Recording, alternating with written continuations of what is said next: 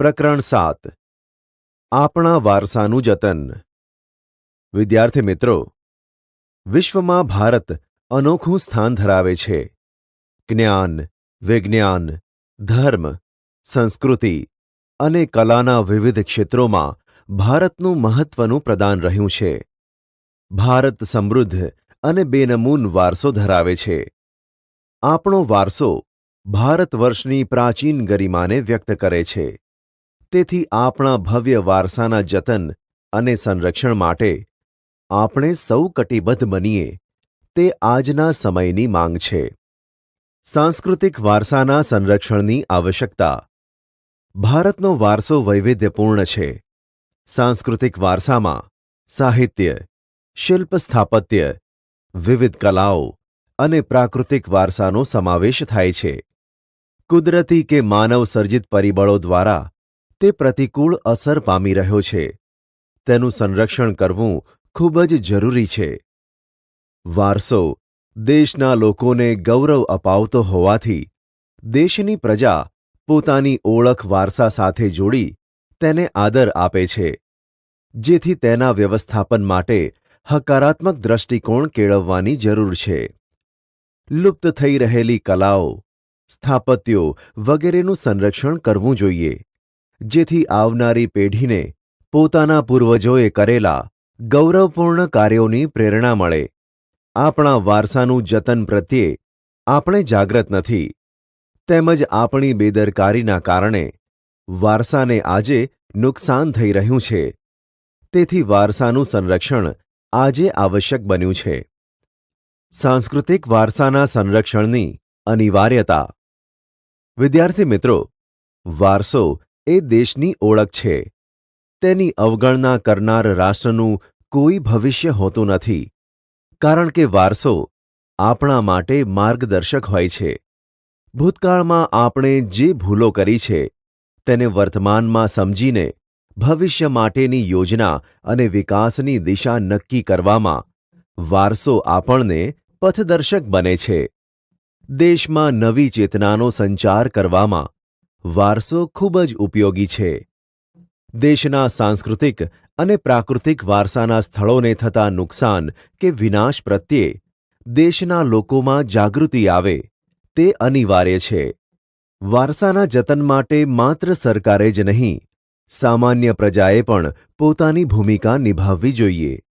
વારસો એ દેશની પ્રજા માટે આદર્શ હોય છે, તેથી તેને નષ્ટ થતો અટકાવવો જરૂરી છે. વિદેશી પ્રજાઓના આક્રમણ અને આપણી સજાગતાના અભાવને લીધે આપણા વારસાને ભયંકર નુકસાન થયું છે. તેની જાળવણી કરવાની સરકાર તથા સમસ્ત પ્રજાની નૈતિક ફરજ રહી છે. પર્યટન ઉદ્યોગ અને આપણો વારસો. યુનેસ્કોએ ભારતના ઘણા પ્રાકૃતિક અને સાંસ્કૃતિક વારસાના સ્થળોનો વૈશ્વિક વારસાની યાદીમાં સમાવેશ કરેલો છે. દેશ વિદેશના પ્રવાસીઓ આપણા સાંસ્કૃતિક અને પ્રાકૃતિક વારસાના સ્થળોને જોવા, જાણવા અને સંશોધન કરવા આવે છે. તેથી દેશના પર્યટન ઉદ્યોગનો વિકાસ થયો છે, તેમજ પરિવહન ઉદ્યોગને પણ લાભ થયો છે. પર્યટન ઉદ્યોગ જે તે રાજ્યને આર્થિક લાભ કરાવી આપે છે, તથા લોકોની સાંસ્કૃતિક કલાઓ, પરંપરાઓને વિશ્વ સમક્ષ પ્રગટ કરવાની તક પૂરી પાડે છે. ઉપરાંત સ્થાનિક લોકોને રોજગારી મળે છે અને લુપ્ત થતી કલાઓને નવજીવન મળે છે. શૈક્ષણિક ક્ષેત્રે પર્યટન ક્ષેત્રના અભ્યાસક્રમોનો વિકાસ થતાં પર્યટન માર્ગદર્શક એટલે કે ટુરિઝમ ગાઈડનો સ્વતંત્ર વ્યવસાય વિકાસ પામ્યો છે. વિદેશી પર્યટકો આવવાથી વિદેશી હુંડિયામણ ભારતને પ્રાપ્ત થાય છે અને ભાતીગળ સંસ્કૃતિની ઓળખ વિશ્વ ફલક ઉપર કરાવી દેશની આગવી પ્રતિભાને ઉજાગર કરે છે. સાંસ્કૃતિક વારસાના સ્થળોની આસપાસ પાકા રસ્તા, રેલવે, પાણી, સંદેશાવ્યવહાર વગેરે સુવિધાઓ વિકસે છે. પર્યટન ઉદ્યોગને લીધે ફોટોગ્રાફી, ઘોડેસવારી, નૌકા વિહાર જેવી પ્રવૃત્તિઓને પ્રોત્સાહન અને ફેરિયાઓને રોજગારી મળી રહે છે. ભાતીગળ સંસ્કૃતિ, સ્થાનિક કલા કારીગરી તથા તેની વિશેષતાને એક મંચ મળી રહે છે. વારસાની જાળવણી અને સંરક્ષણ માટે થયેલા પ્રયાસો.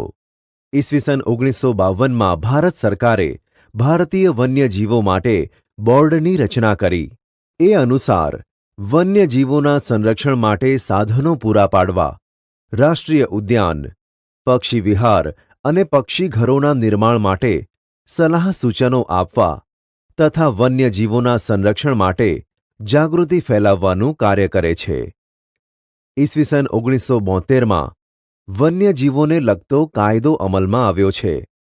એમાં રાષ્ટ્રીય ઉદ્યાનો, અભયારણ્યો અને આરક્ષિત વિસ્તારોનો સમાવેશ કરવામાં આવ્યો છે. દેશમાં નવા રાષ્ટ્રીય ઉદ્યાનો અને અભયારણ્યોની સ્થાપના કરવામાં આવી.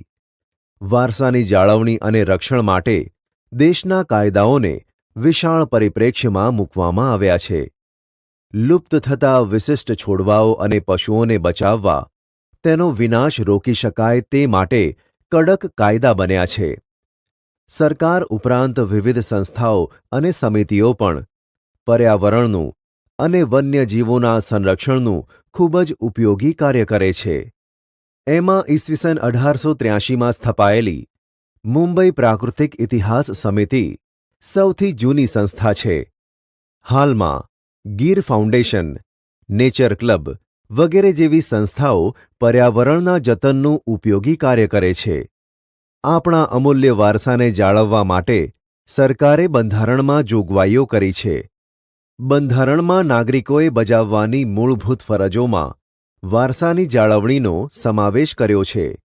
પ્રાચીન સ્મારકો, પુરાતત્વીય સ્થળો અને અવશેષ સ્થળોની જાળવણી માટેનો કાયદો.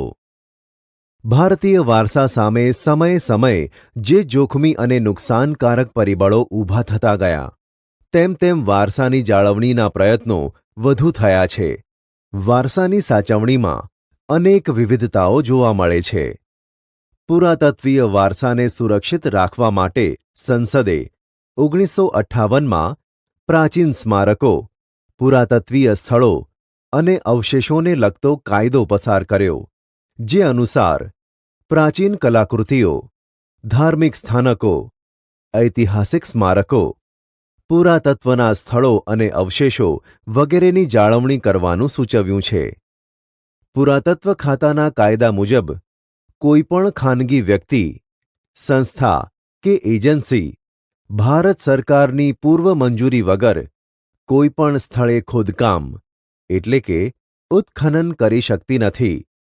તેથી છુપી રીતે થતા ખોદકામો અટક્યા છે અને વારસાના સ્થળો આજ દિન સુધી સચવાયેલા રહ્યા છે. કેન્દ્ર સરકારે મહત્વના ઐતિહાસિક સ્થળોને રાષ્ટ્રીય સ્મારકો તરીકે જાહેર કર્યા છે. તેની જાળવણીની જવાબદારી પુરાતત્વ ખાતા એટલે કે ડિપાર્ટમેન્ટ ઓફ આર્કિયોલોજીને સોંપવામાં આવી છે. માત્ર સરકાર દ્વારા કાયદા બનાવવાથી નહીં, પરંતુ લોકોએ નૈતિક જવાબદારીથી વારસાની જાળવણી કરવી જોઈએ. પુરાતત્વ ખાતું નષ્ટ થયેલા કે નષ્ટ થવાની તૈયારીમાં હોય તેવા સ્મારકો, સ્થળોનું ચોક્કસ પદ્ધતિએ સમારકામ કરાવે છે. ઇમારતોનું સમારકામ કરતી વખતે કેટલીક બાબતો ધ્યાનમાં રાખવી જોઈએ, જેમાં તેનું મૂળ સ્વરૂપ, આકાર, કદ તથા અસલિયત વગેરે જળવાય તે જરૂરી છે. ભારતીય પુરાતત્વ સર્વેક્ષણ એટલે કે આર્કિયોલોજીકલ સર્વે ઓફ ઇન્ડિયા નામનું સરકારી ખાતું પોતાની દેખરેખ હેઠળ અંદાજે 5000 કરતાં વધુ સ્મારકો અને સ્થળોની જાળવણી માટેનું કાર્ય કરે છે. આંધ્રપ્રદેશમાં કૃષ્ણા નદી પર નાગાર્જુન સાગર બહુહેતુક યોજનાને કારણે સંગમેશ્વર મંદિર, પાપનાશમ મંદિર સમુદ્ર પાણીમાં ડૂબી જાય તેમ હતાં. પુરાતત્વ ખાતાએ આ મંદિરોને આંધ્રપ્રદેશના મહેબૂબનગર જિલ્લાના આલમપુર ખાતે સફળ રીતે ખસેડી સ્થાનાંતરિત કર્યા છે. વિશ્વની 7 અજાયબીઓમાંની એક આગ્રાનો તાજમહેલ, મથુરાની રિફાઇનરી તથા ઉદ્યોગોના ધુમાડા એટલે કે વાયુ પ્રદૂષણને લીધે તેના શ્વેત સંગેમરમર એટલે કે આરસ, ઝાંખા અને પીળા પડી રહ્યા હતા. પુરાતત્વ ખાતા દ્વારા વાયુ પ્રદૂષણ ફેલાવનારા ઉદ્યોગોને બંધ કરાવી તાજમહાલની નિયમિત સફાઈ કરાવવાના યોગ્ય પગલાં ભર્યા અને પરિણામે તાજમહાલની ચમક જળવાઈ રહી. સંગ્રહાલયોના જતન માટે આપણી ભૂમિકા. ભારતીય નિધિ વ્યાપાર કાનૂન 1876 મુજબ કોઈપણ નાગરિકને અચાનક કોઈ પૌરાણિક, પ્રાચીન, કલાત્મક ચીજવસ્તુ ઘર, ખેતર, કૂવો, તળાવ વગેરે બનાવતા કે ખોદકામ દરમિયાન મળી આવે તો પુરાતત્વ ખાતાને તેની જાણ કરવાની હોય છે, જેથી તેનું સંરક્ષણ જે તે સ્થાને અથવા સંગ્રહાલયોમાં થઈ શકે. અતિ મૂલ્યવાન કલાકૃતિઓ અંગેનો કાયદો 1972માં સરકારે પસાર કરીને વ્યક્તિગત અથવા ખાનગી સંગ્રહાલયોની જાણકારી પણ મેળવી છે. અહીં સંસ્કૃત, અર્ધમાગધી, પ્રાકૃત, પાલી વગેરે હસ્તપ્રતોની જાળવણી અને તેનો સંગ્રહ થાય છે. દરેક રાજ્યોના દફતર ભંડારો એટલે કે આર્કાઇવ્સમાં દસ્તાવેજોને વૈજ્ઞાનિક ઢબે સાચવવાથી ઇતિહાસકારો અને સંશોધકોને યોગ્ય માર્ગદર્શન મળી રહે છે. પ્રાચીન કલાકૃતિઓ તથા અતિમૂલ્યવાન વસ્તુઓ સાચવવા માટે સંગ્રહાલયો એટલે કે મ્યુઝિયમનું કાર્ય મહત્વનું છે. દેશના મહત્વના સંગ્રહાલયો આ પ્રમાણે છે. દેશના સંગ્રહાલયો, મ્યુઝિયમ. રાષ્ટ્રીય સંગ્રહાલય, નવી દિલ્હી, દિલ્હી. ભારતીય સંગ્રહાલય, કોલકાતા, પશ્ચિમ Bengal. Chhatrapati Shivaji Maharaj Vastu Sangrahalaya, prince of Wales museum, Mumbai, Maharashtra. Salar Jung Sangrahalaya, Hyderabad, Andhra Pradesh. રાષ્ટ્રીય માનવ સંગ્રહાલય, Bhopal, Madhya Pradesh. Lalbhai Dalpatbhai Sangrahalaya, L D. Institute of Indology, Ahmedabad, Gujarat. Shri Mahavir Jain Aradhana Kendra, Koba, Gandhinagar, Gujarat. Shri Hemchandracharya Granthalaya, Patan, Gujarat. Vadodara museum અને પિક્ચર ગેલેરી, વડોદરા, ગુજરાત. તમામ સંગ્રહાલયોના જતન અને સંરક્ષણની જવાબદારી દેશની સરકારની સાથે સાથે આપણા સૌની પણ છે. એ આપણી પવિત્ર ફરજ છે. વારસાના જતન માટે આપણી ભૂમિકા. ભારતના ભવ્ય ભૂતકાલીન વારસાને જાળવવા માટે કેન્દ્ર અને રાજ્ય સરકારો, યુનેસ્કો અને બિનસરકારી સંસ્થાઓ પોતાની ફરજ યોગ્ય રીતે નિભાવી રહી છે. પરંતુ સૌથી મહત્વની જવાબદારી આપણા સૌની છે. શાળા કોલેજોમાં શિક્ષકો વર્ગખંડમાં ભારતના ભવ્ય વારસાનો પરિચય આપે. વિદ્યાર્થીઓ પણ અજાણ્યા સ્મારકો, સ્થળો, પુરાવશેષોને ઓળખી તેની જાળવણી અને સંરક્ષણમાં સહાય કરે. વારસાની યાદી તૈયાર કરી ચોકસાઈ રાખે. સ્મારકો નષ્ટ ન થાય, તેની તોડફોડ ન થાય, તે ચોરાઈ ન જાય તેની કાળજી રાખી તે અંગે સતત અધ્યયનશીલ રહે તે જરૂરી છે. સ્થાનિક કક્ષાએ શાળા કોલેજો અને બિનસરકારી સંસ્થાઓ દ્વારા ઐતિહાસિક સ્થળોના પ્રવાસ, વક્તવ્યો, પ્રદર્શનો, ચર્ચા સભાઓ યોજી આપણા વારસાને લગતી સમજ આપી લોકજાગૃતિ કેળવાય તે જરૂરી છે. ઐતિહાસિક સ્મારકો, શિલ્પ સ્થાપત્યો, કલા કારીગરીના નમૂનાઓ એકવાર નષ્ટ થયા પછી તેની મૂળ સ્થિતિમાં આવી શકતા નથી. માટે તેનો નાશ ન થવા દેવાય.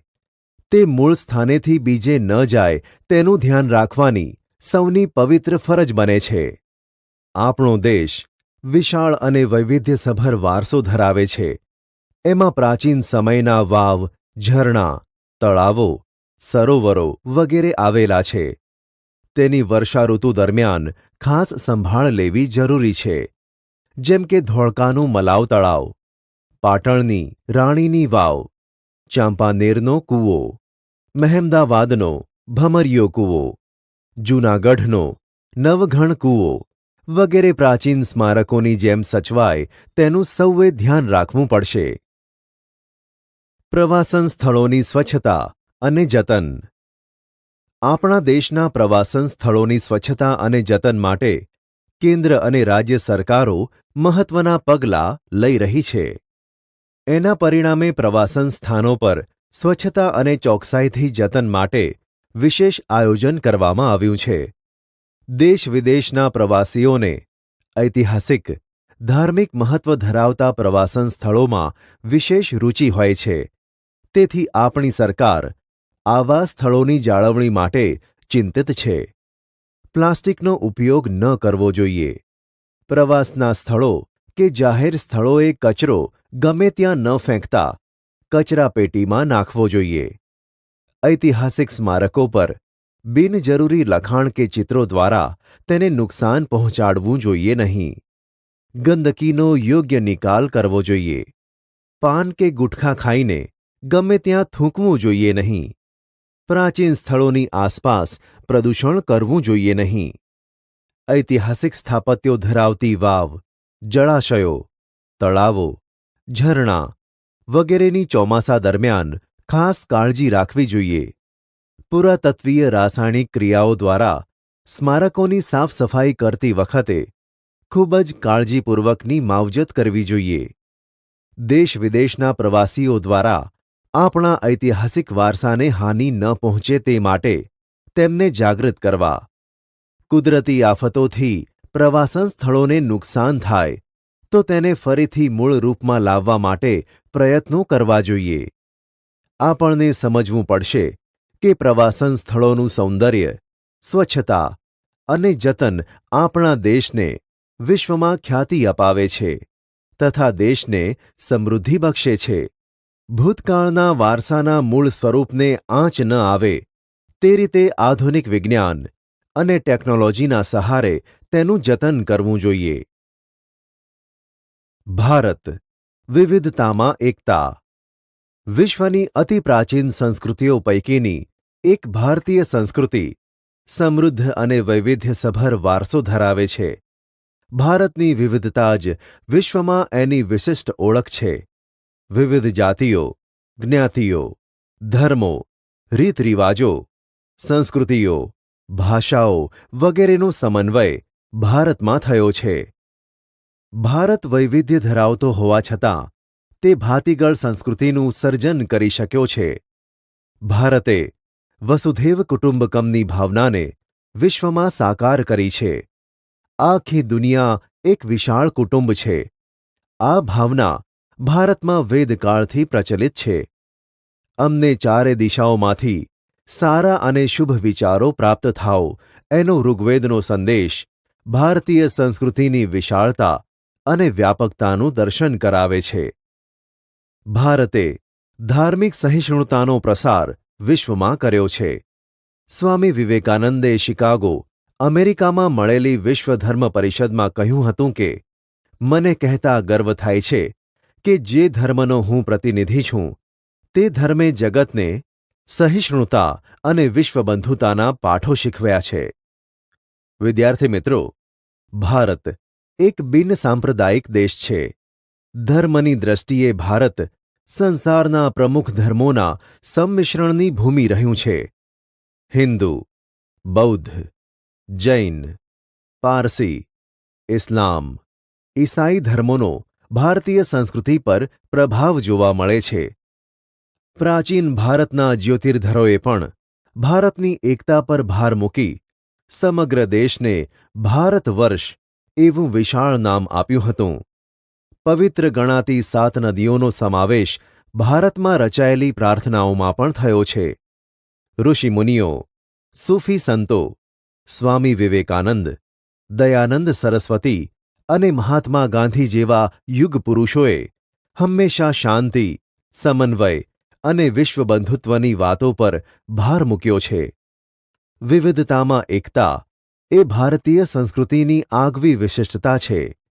મહાસાગરોમાં જેમ નદીઓનો સંગમ થાય છે તેમ આપણા દેશમાં વિવિધ ધર્મો, સંપ્રદાયો, જ્ઞાતિઓ, ભાષાઓ, રીતરિવાજો, પરંપરા, ઉત્સવોનું સંમિશ્રણ જોવા મળે છે. ભારતમાં વિવિધ લોકો સહઅસ્તિત્વની ભાવનાથી પોતાનું જીવન જીવે છે. ભારતીય પ્રજાએ આપણી આ વિશિષ્ટતાનું સંવર્ધન અને જતન કર્યું છે, જે અદ્વિતીય છે.